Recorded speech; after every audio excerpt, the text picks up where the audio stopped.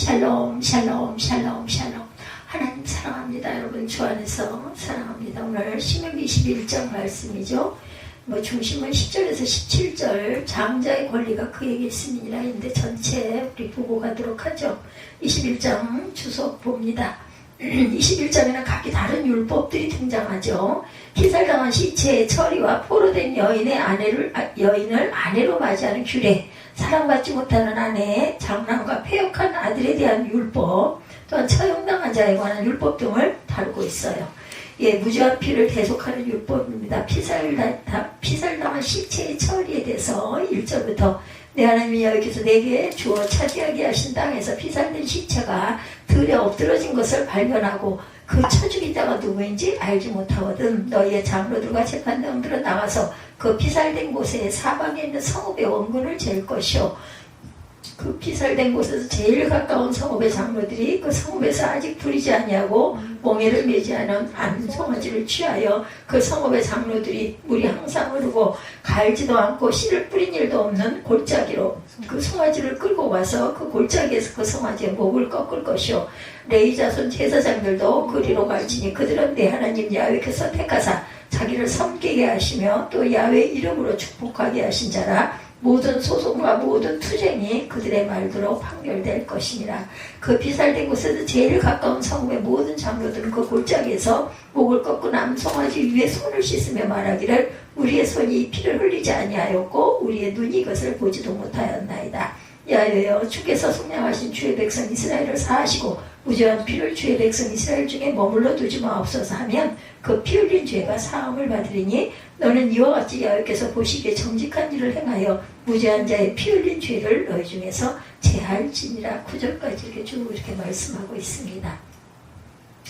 신명기 19장 11절에서 13절에도 이 말씀이 있어요. 살인자에 대해서 엄격한 법 적용으로 처벌하라 강조한 모세입니다.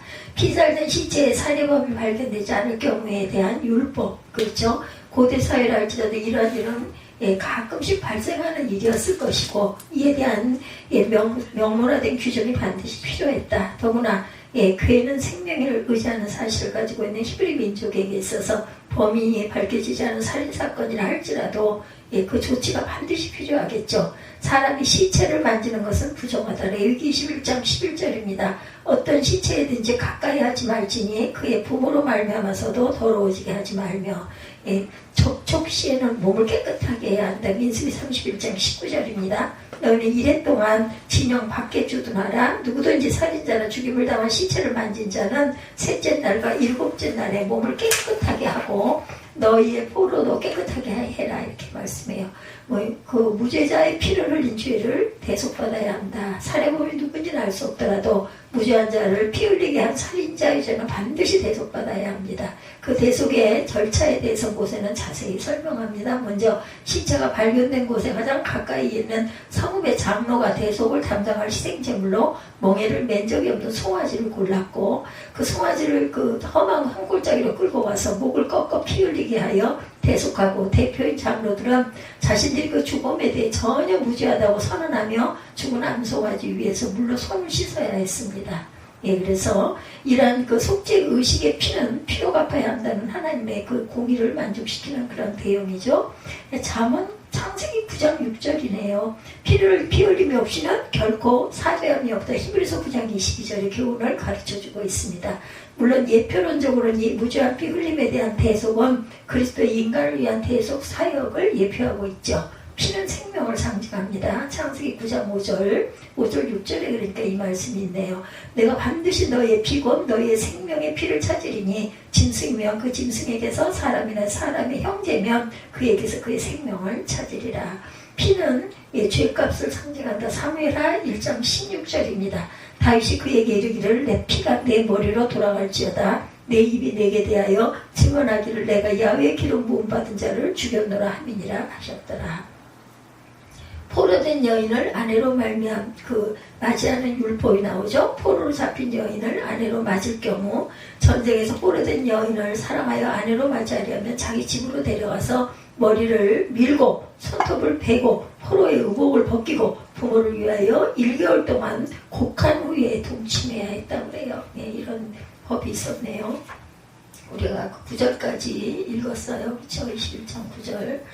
여자 포로를 아내로 삼는 규정 10절부터 내가 나가서 적군과 싸울 때 내 하나님 야훼께서 그들을 내 손에 넘기심으로 내가 그들을 사로잡은 후에 내가 만일 그 포로 중에 아리따운 여자를 보고 그에게 연연하여 아내를 삼고자 하거든 그를 내 집으로 데려갈 것이요 그는 그 머리를 밀고 손톱을 베고 포로에 내 의복을 벗기고 내 집에 살며 부모를 위하여 한 달 동안 애곡한 후에 내가 그에게로 들어가서 그의 남편이 되고 그는 내 아내가 될 것이요 그 후에 내가 그를 기뻐하지 아니하거든 그의 마음대로 가게 하고 결코 돈을 받고 팔지 말지라 내가 그를 욕보였은즉 종으로 여기지 말지니라 이렇게 말하고 있습니다. 그래서 이러한 포로의 그 성결의식은 단순히 과거를 끊는다는 의미만이 아니라 이방에서 우상 숭배하던 삶의 습관과 신앙을 버리고 이스라엘 공통체 속으로 들어옴을 서약하는 정결의식이었다고 볼 수 있다. 남자들은 그 의식으로 할례를 행했지만 여자들은 위와 같은 의식을 통해서 이스라엘 공동체로 들어왔어요.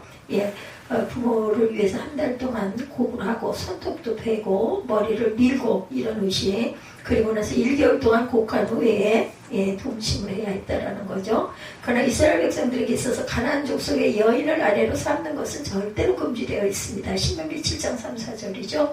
또 그들과 혼인하지 말지니 네 딸을 그들의 아들에게 주지 말 것이요 그들의 딸도 네 문별이로 삼지 말 것이며 그가 네 아들들을 유혹하여 그가 야훼를 떠나고 다른 신들을 섬기게 하므로 야훼께서 너에게 진노하사 갑자기 너희를 멸하실 것입니다. 그들은 하나님의 진노를 받아 헬의 전쟁으로 진멸될 족속이었기 때문이다. 그래서 종되었던 자를 불쌍히 여기신 하나님 출애굽기 6장 4, 5절입니다. 가나안 땅 곧 그들이 거류하는 땅을 그들에게 주기로 그들과 언약하였더라. 이제 애굽 사람이 종으로 삼은 이스라엘 자손의 성읍 그 신음소리를 내가 듣고 나의 언약을 기억하노라.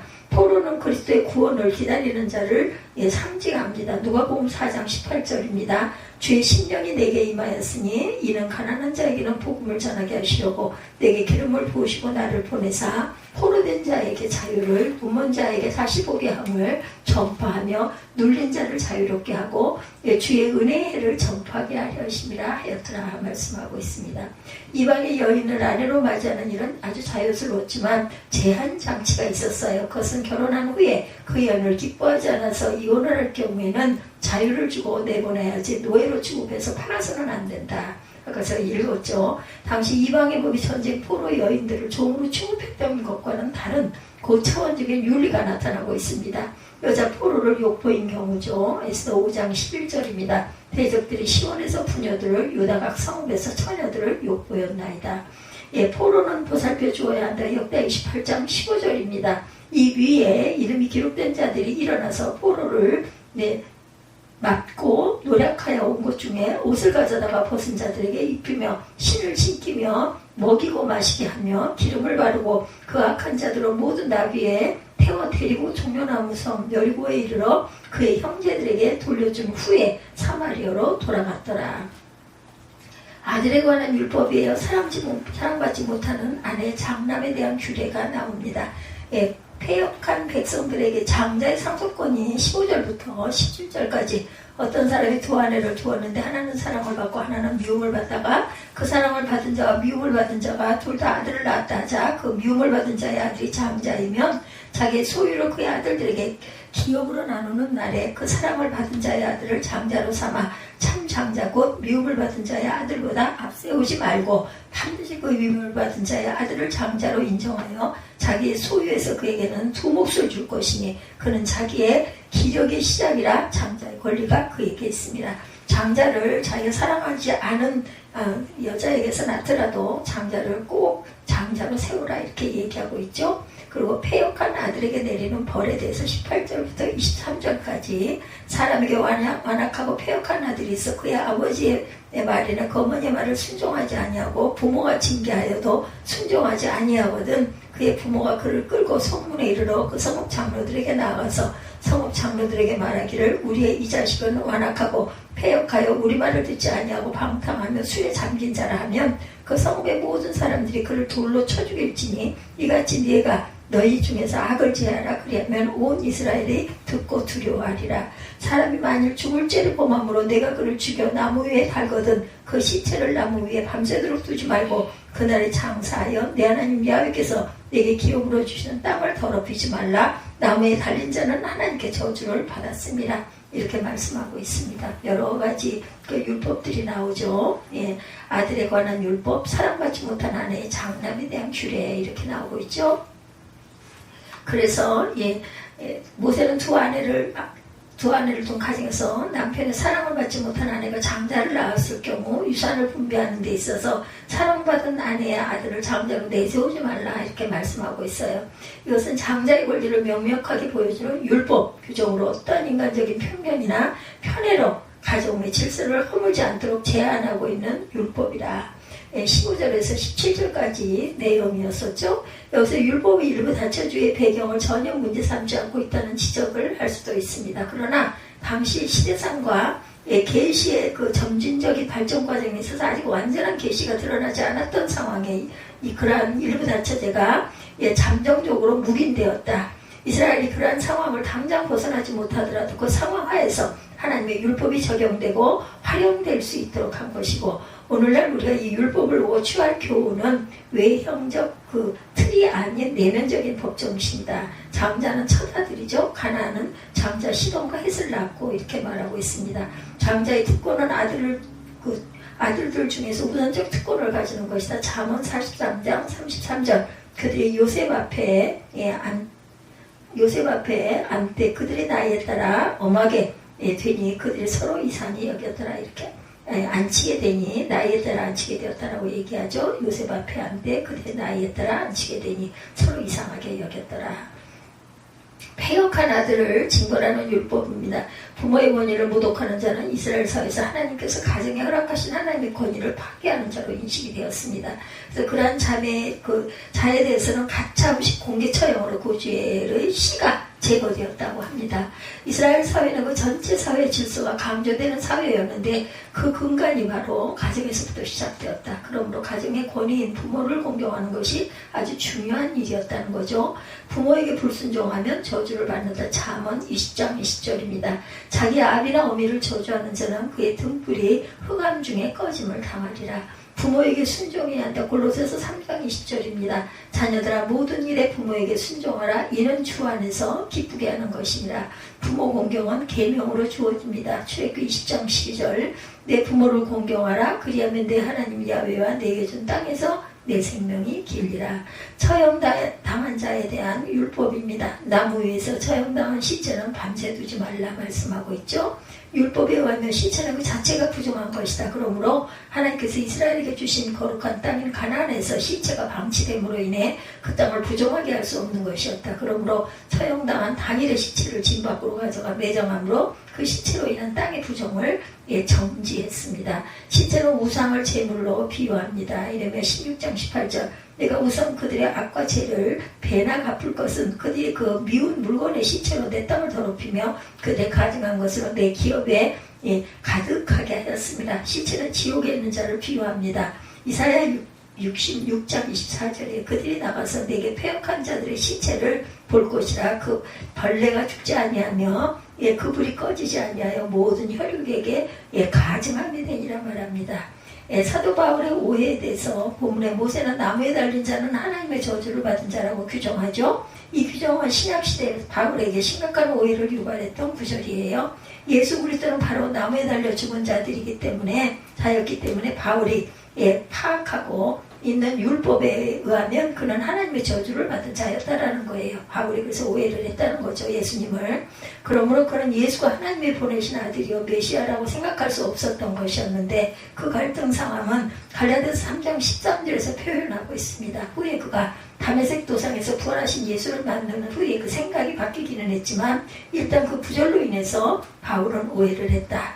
예수 그리스도께는 이 말씀대로 나무에 달리셔서 우리 인간들이 당할 하나님의 모든 저주를 홀로 감당하셨던 것이죠. 그 그리스도의 저주 받으심으로 오늘날 우리 성도들이 구원을 받을 수 있었다라는 거죠.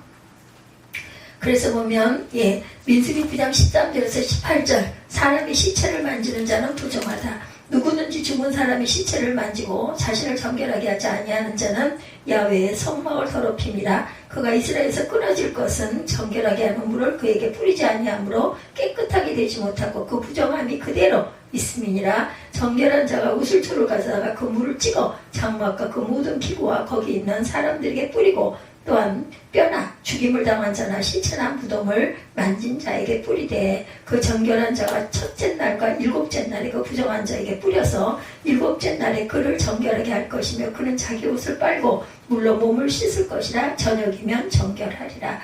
민수기 19장 13절에서 18절까지 그리고 19장 19절에 말씀하고 있습니다. 그래서 오늘 신명기 21장 21장에 서술하는 여러 가지 다양한 율법은 율법이 이스라엘 백성들의 삶을 규정하는 데 있어서 추상적인 측면이 아니라 구체적인 측면까지 규정하고 있다는 것을 보여줍니다. 또한 말씀은 오늘날 우리에게 있어서도 구체적으로 우리의 삶을 규정하고 교훈을 주고 있어요. 그래서 우리는 이 말씀을 읽고 묵상하는 데 더욱 열심을 내어서 말씀에 근거한 삶을 살아나가야 할 것이다. 21장 10절에서 17절이 오늘 중심이에요. 장자의 권리가 그에게 있습니다. 인터넷신문에 이런 기사가 났던 적이 있어요. 앉은 자리에서 일어나렴. 어떤 서울 서초동 법원 청사 소년법정 서울 도심에서 친구들과 함께 오토바이를 훔쳐 달아난 혐의로 피고인석에 앉은 여자아이네 A 양입니다. 서울가정법원 김기옥 부장판사가 다정한 목소리로 말했다고 해요. 무거운 보호 처분을 예상하고 어깨를 잔뜩 움츠리고 있던 A 양이 쭈뼛쭈뼛 일어나자 김 부장판사가 말합니다. 여성이죠. 부장판사가 김귀옥입니다. 자, 날 따라서 힘차게 외쳐봐. 나는 세상에서 가장 멋지게 생겼다. 예상치 못한 재판장의 요구에 잠시 머뭇거리던 그 A양이 나직하게 나는 세상에서 라며 입을 뗐습니다.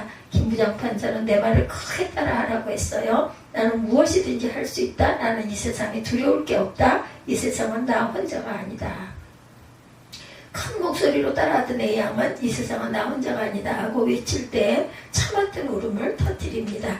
법정에 있던 A양 어머니도 함께 울었고 재판 진행을 돕던 참여관, 신무관, 법정 경위의 눈시울도 빨개졌다고 하네요. A양은 작년 가을부터 14건의 절도 폭행을 저질러서 한 차례 소년법정에 섰던 전력이 있었다고 그래요. 법대로 한다면 소녀보호시설 감옥 위탁 같은 무거운 보호 처분을 받을 수 있는 상황이었는데 김 부장판사는 이날 A양에게 아무 처분도 내리지 않고 불처분 결정을 내렸다고 합니다. 그가 내린 처분은 법정에서 일어나 외치기뿐이었다고 해요. 그가 이런 결정을 내린 건 A양이 범행에 빠져든 사정을 감안했기 때문인데 그 전해까지만 해도 반에서 상위권 성적을 유지하던 A양은 간호사를 꿈꾸던 아주 발랄한 학생이었다고 그러네요. 그러나 남학생 여러 명에게 끌려가서 집단 폭행을 당하면서 삶이 바뀌었다고 합니다. 그 A양은 당시 후유증으로 병원 치료를 받았고 충격을 받은 어머니는 신체 일부가 마비되기까지 했다고 그래. 가정이 아주 대단한 회오리 바람이 분 거죠. 죄책감에 시달리던 A양은 학교에서 겉돌았고 비행 청소년과 어울리면서 범행을 저지르기 시작을 했다고 해요. 눈시울이 붉어진 김 부장판사는 눈물 범벅이 된 A양을 법대 앞으로 불러 세웠고 이 세상에서 누가 제일 중요할까? 그건 바로 너야. 그 사실만 잊지 않으면 돼. 그러면 지금처럼 힘든 일도 이겨낼 수 있을 거야.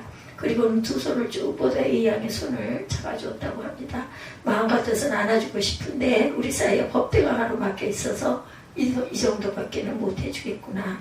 이 판사는 비공개로 열렸지만 가정법원 내에서 화제가 되면서 뒤늦게 알려졌다고 합니다. 이 재판이 서울가정법원. 그래서 이 예화를 제가 이렇게 말씀드린 것은 오늘 말씀 우리에게 하나님께서 자기 백성 된 자에게 베푸신 호의가 어떤 것인지를 그렇게 생각이 나서 말씀을 드려요. 10절부터 14절까지 내용은 어떤 사람이 전쟁에 나가 적국의 포로를 잡게 되었을 때 그 포로 중 자기 마음에 드는 여자를 아내로 삼고자 하는 사람에 관한 이야기죠.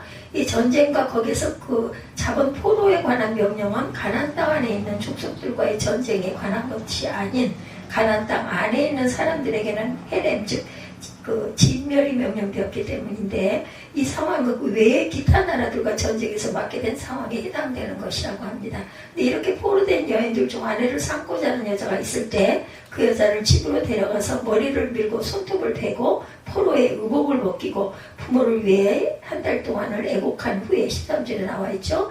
그녀에게로 들어가 남편과 아내의 관계가 되도록 명령이 되어 있습니다. 그리고 15절부터 나오는 이 아들들의 상속권에 관한 문제는 10절에서 14절의 상황에서 연상할 수 있는 정황에 대한 것들, 고대 근동법들의 특징은 주제가 일관되게 나타난 것이 아니라 산발적으로 보이지만 꼬리에 꼬리를 무는 구조를 가지고 있다는 거죠. 그러니까 15절 이하의 내용은 앞의 내용인 전쟁 포로인 여자와 결혼하게 되었을 때 그 자녀들의 이야기죠. 아내가 둘이 되는 상황이 발생하게 될 거라는 거죠. 연상에서 꼬리를 물고 관련된 내용을 언급한 것입니다. 이 규례에 의하면 아내가 둘일 때 한 아내를 사랑하고 다른 한 아내를 사랑하지 않는다 해서 그 사랑하는 아내의 아이가 차남이고 미워하는 아내의 아이가 장남이라 할지라도 장남됨을 무시하고 사랑하는 아내의 아이에게 장자의 몫을 절대로 주어서는 안 되고 반드시 본래 장자의 소유권을 가진 아들에게 장자의 목, 다른 아들의 2배라고 그러죠. 그 내용. 포로된 여자를 취하는 것에서 가르치는 교훈은 또한 무엇일까? 이 두 부분을 통해서 하나님께서 우리에게 가르치고자 하시는 내용이 있겠죠. 먼저 포로로부터 아내를 취하는 규례에 대해서 생각합니다. 본문의 내용을 가만히 읽어보면 이 규례의 그 전체 내용이 그 여자를 취하는 남자의 유익을 위한 관점에서 기록된 것이 아니라 여자를 위한 것임을 알 수가 있어요. 이 내용이 누구를 위해 쓰여진 건가? 라고 물으면 우리는 바로 이 본문이 여자를 취하는 이스라엘 남자의 입장이 아니라 포로로 잡혀온 여자의 입장에 서서 그녀의 유익을 위해서 규정된 것이라는 것을 알 수가 있죠. 그녀는 비록 포로지만 그녀의 권리에 대해 성경이 전적으로 보호하는 입장을 취하고 함부로 대할 수 없도록 율법으로 못을 박아놓고 있다는 것. 우리는 여기서 이 성경이 기록된 시기가 오늘이 아니라는 점을 유의해야 합니다. 이 글은 최소한 3,500년 전에 기록된 거예요. 기가 막힌 거죠.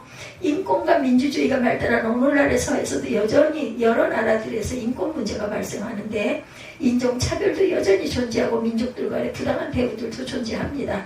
실제 이런 그 인권의 소중함에 대한 문제가 부각되어서 현재와 같은 모양을 그나마 어느 정도 갖추게 된 것이 불과 100년도 되지 않았어요. 그죠? 그러나 우리가 지금 읽고 있는 이 글이 무려 3,500년 전에 규례라는 것 생각해보면 기가 막히죠. 기적과 같은 이야기들입니다. 실로 대단한 거죠. 고대 근동의 어느 나라에서도 포로로 잡혀온 여자에 대한 배려 따위를 법으로 정해놓은 나라는 없었다는 거죠.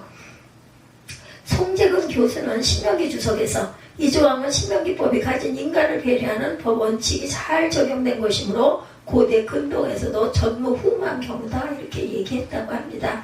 실로 3,500년 전의 세상에서 포로로 잡혀온 여자 따위를 위한 권리 장자를 가지고 있다는 나라는 거의 없었다. 그러나 그러한 세상 속에서 하나님은 이스라엘 백성들에게 비록 포로로 잡혀온 여자라 할지라도 그녀를 위한 권리 장치를 율법으로 명령하셨다는 것. 이것은 옵션으로 지켜도 되고 안 지켜도 되는 문제가 아니었죠. 지키지 않으면 절대로 안 되는 하나님의 명령이었다는 것입니다.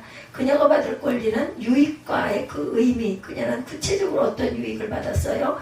포로로 잡혀온 여자 중 이스라엘 남자의 아내가 된 사람은 첫째 가장 중요한 것으로 결국 도를 받고 팔려서는 안 된다. 14절에 도를 받고 판다는 것은 현대사회에서는 이상한 것일지 몰라도 이런 일이 200년 전까지 존재했었다는 거. 돈 받고 팔죠. 그죠? 지금도 그런 일들 때문에 굉장히 법적으로 강화되긴 했었던 시대가 있었습니다. 전쟁에서 포로로 잡혀온 여자는 통상적으로 그 여자를 산 사람의 소유죠. 그러나 성경은 그 여자를 내가 아내로 취했다면 결혼관계를 파한다 할지라도 그녀를 절대로 다시 노예로 팔아서는 안 된다 이렇게 못 박혀 있습니다. 그래서 당시 시대적 상황에 비춰볼 때 아주 독특한 명령이 아닐 수가 없다. 분명히 이것은 이 여자가 더 이상 이방인 포로의 신분이 아니라는 것을 확인하는 명령이죠. 그녀는 이제 정당한 이스라엘 사람인 것이다. 이 사실이 율법으로 명령되었다는 것은 이 여인의 나머지 삶에 관하여 사람들 간의 인간적 상황 속에 하나님께서 직접적으로 개입하시겠다는 것을 의미한다는 겁니다. 하나님께서 이방인들 중 자기 백성으로 돌아온 사람의 삶이 자연적으로 시간이 지나면 저절로 인정받도록 내버려 두시지 않았다. 하나님께서는 이 여인을 여전히 포로로 대여하고 싶어하는 사람들의 죄성에 대항하십니다. 하나님께서 율법으로 모슬바가 이런 사람들을 보호하시죠. 그녀는 비록 과거 이스라엘에게 경멸받는 이방인이었고 전쟁에서 포로로 잡혀와 돈으로 사고 팔리는 노예 신세가 되었지만 하나님 나라에 들어오는 순간 그녀는 더 이상 그런 과거의 상황에 얽매이지 않는다. 그녀를 데려갈 때 13절의 첫 부분을 보면 포로의 의복을 벗고 그녀는 이제 더 이상 포로도 노예도 아니다. 비록 그녀를 취한 남자가 그녀가 싫어진다 할지라도 이방인으로서 포로로 잡혀온 딱지를 영원히 신분적으로 달고 있는 그런 신분이 아니라 온전한 자유입니다. 하나님께서 그녀의 과거를 통해 그녀를 평가하신 것이 아니라 현재 그녀의 신분이 하나님의 백성임만을 보셨다는 것. 이것은 사실은 자신의 왕국만으로 돌아오게 된 선민을 친히 보호하시는 하나님의 팔을 보여주죠. 하나님께 비록 그의 과거가 이방인이었고 포로였다 할지라도 그 어떤 상황을 통하여 하나님 나라 백성이 되는 그러한 절차를 밟았을 때 그 사람은 보통 이스라엘 백성과 똑같은 대우를 받도록 인정하시고 그들 자신의 팔로 보호하신 것이다.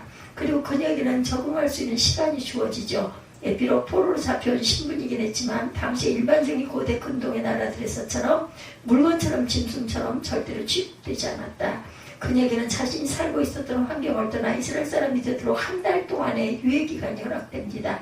13절에 보면 그녀는 자신을 데려온 이스라엘 남자의 집에 거하면서 1개월 동안 부모를 위하여 애곡할 수 있는 권리가 허락됩니다.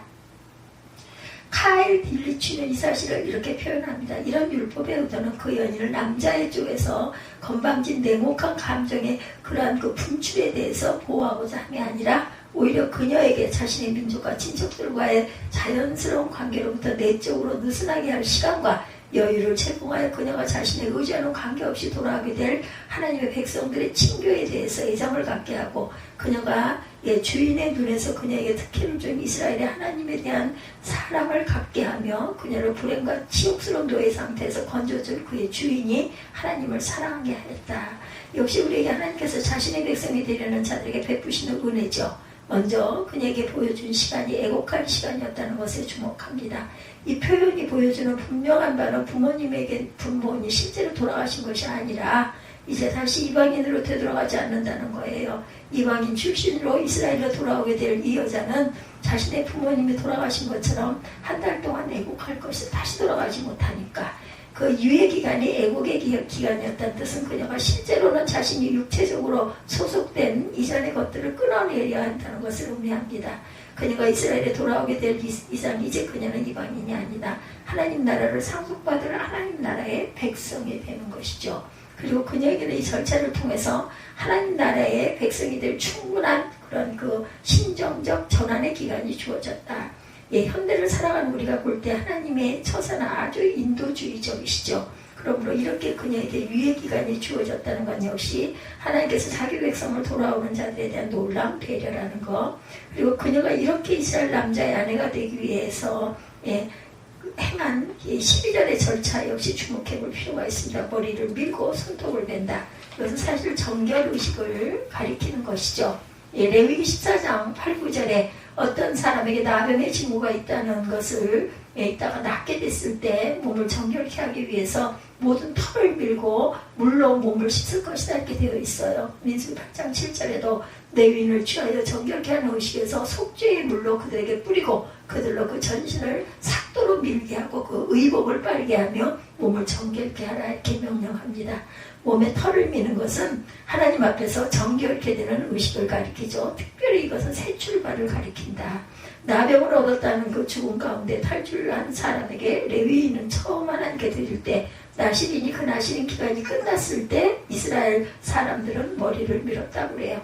그러므로 이방인인 그녀가 이스라엘 남자의 아내가 되기 위해서 가졌던 이 의식은 그녀가 이제 더 이상 이방인이 아니라 하나님의 백성으로 새롭게 태어나게 되었다는 것을 가리킨다.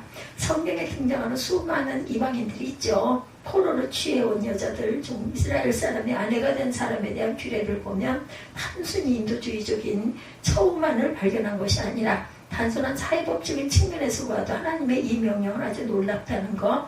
그래서 하나님의 특별한 배려, 즉 하나님께서 자기 백성이 테두리 안에 들어오는 자들을 향해 보이시는 호의를 우리는 발견할 수 있어야 합니다. 많은 사람들이 구약의 이스라엘 백성들을 이방인 전혀 소속되지 않은 혹은 혈연적으로 구성된 민족 집단이라고 생각하지만 성경에는 수많은 이방인들이 많이 등장하죠. 모세오경에서 우리는 모세의 아내가 이방이었다는 것을 깨닫게 되면 화들짝 놀라죠. 구수 여인이었죠. 그러나 모세의 아내 십보라는 분명히 미디안 제사장의 딸이기도 했습니다. 게다가 민수기 12장에 모세가 구스 여자를 아내로 취하였다고 말씀되어 있고, 하나님은 이를 벌주시기는커녕 이에 대해서 문제 삼았던 아론과 미리암에게 진노하십니다. 이 정황을 잘 생각해보면 이스라엘 백성들 가장 존경했던 선지자 모세의 후손이 이미 이스라엘 입장에서 볼 때는 순수 혈통이 아니다. 갈렙도 마찬가지입니다. 유대인이 아니었어요. 근데 할례를 통해서 유대인의 반열에 들어갑니다. 그래서 이방인들도 남자들은 모두 다 할례를 시켰잖아요. 종들까지도. 그 사람들은 모두 다 그 이방인이 아닌 그러한 그 혈연의 그 돌이킴을 하나님께서 기회를 주셨어요. 그래서 구약 성경이 가르치고 있는 것은 이스라엘의 혈연적 순수성과는 아무런 관계가 없다는 것. 여호수아에게 믿음의 여인 라합이 사사시대에는 룻이 각각 예수님의 선대 할머니가 된 여인들로 등장하죠. 라합은 가나안 여인이었으며 룻은 모압 여자였습니다. 이 여인들은 분명히 하나님 나라에 유업이 없었던 이방 여인들, 그러나 라합과 룻은 믿음으로 하나님 나라에 들어왔고 하나님은 이들을 차별하지 않고 예수님의 계보를 구성하게 합니다. 마태복음 1장 5절에 살몬은 라합에게서 보아스를 낳고 보아스는 룻에게서 오벳을 낳고 오벳은 누구를? 이새를 낳았다. 다윗의 범죄에 등장하는 밧세바의 원 남편 우리야, 성경에 햇사람이라고 되어 있습니다. 햇사람이란 히타이트 족속을 가리켜요. 그러니까 햇 족속은 이스라엘이 가나안을 정복할 때 언급된 가나안 7족속 중 한 족속이다. 그가 어떤 방식으로도 이스라엘에 들어왔는지는 알 길이 없지만 이미 다윗의 군사 중 어느 정도 높은 지위에 있는 사람이 되어 있었죠. 그리고 성경에는 이런 증거들이 많이 있습니다. 성경에 수많은 이방인들이 등장하죠. 이 이방인들에 대해서 편협한 감정을 심은 것은 누굴까? 하나님일까요? 유대인들일까요? 하나님께서 이스라엘에게 그 통혼을 금지시킨 것은 하나님께 대한 신앙 때문이었지 민족적 순수혈통을 위한 것은 아니었다는 것. 그 이해로 이스라엘에는 이미 다른 많은 민족들로부터 들어온 혼혈들이 있었어요.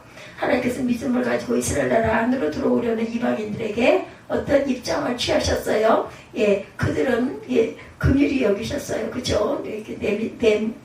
몰아내지 않고 우리 역시 비참한 자들이었음을 잊지 말아야 합니다. 하나님께서 이방인들에게 내 구약의 이스라엘에게 명한 것들을 한마디로 말하자면 너희도 나그네였음을 잊지 말라입니다. 이 말씀은 성경에 많이 등장하죠. 출애굽기 22장 21절 너는 이방 나그네를 압제하지 말며 그들을 학대하지 말라. 너희도 애굽 땅에서 나그네였습니다. 출애굽기 23장 9절에도 너는 이방 나그네를 압제하지 말라. 너희가 애굽 땅에서 나그네 되었은즉 나그네의 경을 아느니라. 신명기 10장 19절 너희는 나그네를 사랑하라. 전에 너희도 애굽 땅에서 나그네 되었음이니라. 성경에 등장하는 수많은 이스라엘 나라 그 안에 이방인들과 오늘 본문의 포로로 잡아온 여인에 대한 규례에서 우리가 얻게 된 교훈, 하나님께서 자기 백성 안으로 들어온 자들을 차별하지 않으셨다. 하나님께서는 그의 예전 신분이 이방인이었다고 그들을 절대로 차별하지 않으십니다. 그가 포로로 잡혀온 노예 신분이었다 할지라도 그가 이스라엘 안으로 들어왔다면 그 역시 하나님 앞에 존귀한 하나님의 자녀였던 것이죠. 타 민족에 대한 편협한 감정은 죄에서 온 것이다. 우리는 하나님께서 자기 백성의 공동체 안으로 들어온 사람을 얼마나 사랑하시는지에 대해서 고려하기 전에 내가 본성적으로 가지고 있는 집단 이기주의를 옹호하려고 하지는 않는지, 이것은 인간의 죄악을 통해 가지게 된 편협함이다. 죄인은 우리에게는 비록 하나님의 언약 공동체 안에 들어온 사람이라 할지라도 혈연, 지연, 개인적인 선호의 차이에 대한 차별 등이 여전히 존재하죠. 그래서 같은 교회에 있는 사람들끼리도 텃세 같은 것이 존재하죠. 우리가 뭐 어디 그 단체 뭐 하다못해 어디 그 체육센터 같은 데만 가도 계속해서 다니던 사람하고 새로 들어온 사람에 대한 그런 그 따돌림 같은 것들이 암암리에 존재합니다. 사람들끼리 각별함이 존재하고 때로는 이것이 교회의 당파를 만들기도 한다는 것. 그러나 하나님께서는 너희가 나그네였으므로 너희는 나그네를 홀대하지 말라는 말씀을 통해서 이런 죄악을 버리기를 요구하신다. 그의 과거의 포로였는지 아닌지는 중요하지 않다. 그의 고향과 출신이 어디였는지도 중요하지 않습니다. 하나님의 백성을 이루는 참된 베이스는 출신 성분과 고향이 아니라 믿음이라는 것. 하나님께서는 이스라엘에게 그렇게 말하고 있는 너 역시 사실은 버려진 자들이 아니었더냐 이렇게 물어보시죠. 이스라엘에게 그렇게 물으신다면 하물며 우리에게는 어떻겠는가? 우리 애당초 다 죄인된 자들이었어요. 우리가 타인을 향하여 내가 당신보다 낫다라는 마음을 가질 것은 눈꼽만큼도 없다. 하나님은 우리에게 자기 백성으로 들어온 모든 자들에게 보여야 마땅할 사랑을 요구하시죠. 예, 그러므로 교회라는 것은 더 나은 사람들과 덜 나은 사람들의 조합이 아니라 다 같이 하나님 안에서 은혜 받은 자들인 우리라는 것. 이 안에서 내가 더 낫고 내가 못하다라는 개념은 절대로 있어서는 안 된다. 하나님은 차별하지 않으시고 사랑하시고 그것을 율법으로 정하셔서 비록 그 사람의 과거가 포로였고 노예였다 할지라도 하나님 안에 들어온 사람은 차별해서는 절대로 안 된다는 것입니다. 두 아들에 관한 규례에 가르치는 교훈, 예, 그리고 두 번째 주제도 생각합니다. 간단히 살펴보는 두 아들에 관한 규례는 앞에 내용과 예, 그 같은 연장선상이죠. 역시 인간 본연의 성품에 의하면 홀대당할 수 있는 자들에 대해서 하나님께서 개입하심으로 그들을 보호하고자 하는 규례. 이스라엘에서 장자권이라는 것 단순히 재산을 얼마를 받느냐의 차원이 아님을 우리가 기억하죠. 이스라엘의 장자권은 하나님의 유업을 배로 받는 자고 하나님께 더 특별한 사랑을 받는 사람들입니다. 이스라엘에서 장자든 다른 아들들이 상속받는 재산의 배를 받습니다.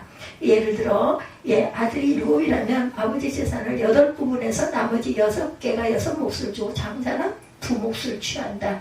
이렇게 장자는 2몫을 받음으로 하나님께서 첫아들에게 주시는 복과 은총을 확인을 받습니다.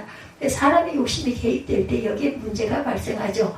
아내가 둘 있는 경우에 남편이 사랑하는 아내와 사랑하지 않는 아내가 있을 수 있고, 그리고 사랑하지 않는 아내에게서 장자가 태어났을 수가 있겠죠. 이때 그 사람의 욕망으로 볼 때 아버지는 누구에게 재산을 많이 주고 싶겠어요? 사랑하는 아내의 아들에게 주고 싶겠죠. 하나님의 말씀은 이 욕망을 직접적으로 금하시죠. 16절과 17절 이 구절 선명하게 문자적으로 확인하므로 아무도 변명하지 못하게 하셨어요. 자기의 소유를 그 아들에게 기업으로 나누는 날에 그 사람의 받을 자의 아들로 장자를 삼아서 참장자 곧 미움을 받은 자의 아들보다 앞세우지 말고 반드시 그 미움을 받은 자의 아들을 장자로 인정해서 자기의 소유에서 그에게 2몫을 줄 것이니 정확하게 말씀합니다. 아비의 선호에 의한 장자권을 바꾸어서는 절대로 안 된다. 앞에 소리는 장자권은 무엇이라 했어요? 하나님께서 그들을 사랑하신다라는 그런 징표다. 근데 인간 아비의 선호에 의해서 장자권이 바뀐다면 어떻게 되겠는가? 이것이 바로 인간의 죄성에 의한 차별이다. 내가 어떤 사람을 더 좋아하기 때문에 하나님께서 주시는 은총을 더 많이 받게 되는 것, 하나님께서 그것을 금하고 계시다. 그 아들이 사랑받는 아들이건 받지 못한 아들이건 그 아들이 적자이건 서자이건 하나님께서는 그를 차별하지 아니하신다는 것을 보여주죠. 비록 아버지라 할지라도 육신의 아버지는 편협한 죄의 감정을 가질 수가 있어요. 무한의 사랑을 주는 대신에 자기가 좋아하는 성향의 아들을 좋아할 수 있고 자기가 아끼는 아내의 아들에게 편중된 사랑을 줄 수도 있습니다. 그러나 하늘에 계신 우리 아버지께서는 자신의 언약 백성의 테두리 안에 있는 자들을 모두 다 사랑하신다는 것, 절대로 편애하지 않는 하나님이시라는 것. 내가 육신의 조건으로 다른 사람에게 뒤진다 할지라도 하늘에 계신 우리 아버지께서는 그 조건을 보고 나를 대우하시지 않고 나를 향하여 지극한 사랑을 주시는 분이라는 것을 잊지 마십시다. 그래서 심리학자 프로이드에 의하면 사람이 성인이 되어서도 자신의 생활을 영위해 나가는데 대단히 결정적이고 중요한 역할을 하는 것은 그 사람의 유아기적 발상, 즉 아주 원초적인 감정들이라고 합니다. 이 부분에 대해서 생각해보면 우리가 어렸을 때 그리고 우리 아이들이 가장 많이 상처받고 많이 슬퍼하는 건 무엇 때문이었어요? 많은 아이들이 실제로 엄마 아빠는 나보다 형을 더 사랑해. 비교의식이죠. 엄마 아빠는 나만 비호해. 이랬었죠. 많은 그 스릴러물과 범죄 심리 영화 소설의 다수의 내용이 복수의 저변에 아버지께 인정받고 싶었어 라는 내용을 깔고 있다고 그래요. 결코 유아기적 감정이 우리 눈에 보이지만 않을 뿐 우리의 내면에 잠재하고 있다. 이 말은 사람은 누구나 사랑받고 싶어하는 존재라는 것입니다. 그 바람에 가요도 아니고 CCM도 아닌데도 불구하고 당신은 사랑받기 위해 태어난 사람이라는 노래가 아주 히트를 했죠. 사람이 원하는 바는 그것을 노래할 것이기 때문이에요. 사람은 본능적으로 사랑을 원합니다. 그러나 문제는 인간 세상 속에는 편견이 많이 존재할 수밖에 없다. 사람은 누구나 사랑받고 싶어 하지만 동시에 누구나 공평한 사랑을 주지 않습니다. 환경에 얽매이고 감정에 얽매이고 호불호가 갈리죠. 그러나 하늘에 계신 아버지께서는 우리 백성을 향하여 차별하지 않는 사랑을 주셨다. 그 사람이 신앙생활 한 지 오래됐건 얼마 되지 않았건 중요하지 않고 그 사람이 하루에 기도를 많이 하건 적게 하건 또 중요하지 않고 하나님은 언약 백성의 테두리 안에 들어온 자들을 차별하지 않고 사랑하신다라는 것. 그 사람이 사람들에게 혐오와 비난을 받는 포로로 잡혀 노예라 할지라도 율법의 팔로 그 사람을 보호하시고, 비록 그 사람이 아버지가 사랑받지 못하는 홀대받은 아들이라 할지라도 적어도 하나님 아버지께서는 그 아들을 율법의 팔로 보호하십니다. 시편 68편 5, 6절입니다. 거룩한 처소에 계신 하나님은 고아의 아버지시며 과거의 재판장이시라. 하나님은 고독한 자로 기속 중에 처하게 하시며 수금된 자를 이끌어내사 형통케 하시느니라. 오직 기억하는 자의 거처는 메마른 땅이로다. 이렇게 말하고 있습니다.